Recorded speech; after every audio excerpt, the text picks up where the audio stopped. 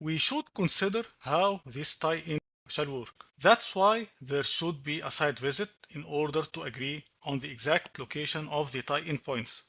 The location should be checked from the hydraulic point of view, as a tie-in from a large distance can cause a high pressure drop, especially if the size of the existing pipe is small. This means that the feed may reach the new unit at a reduced flow or at a pressure which is lower than the required pressure.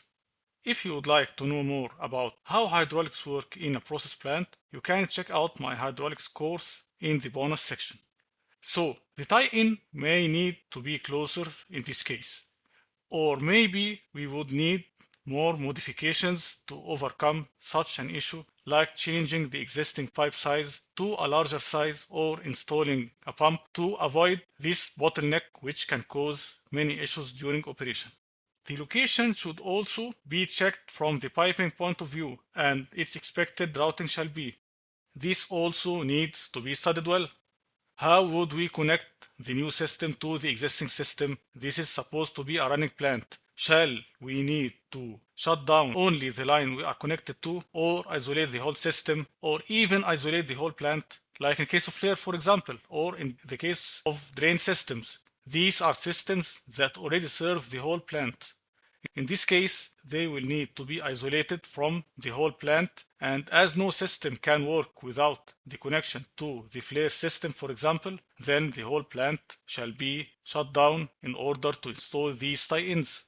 If there are some future connections in the flare or in the drain headers, then it shall be easy to connect with the new system while the future connection valve is closed. Then we shall open the valve and we are now connected to the new system without the need to the shutdown.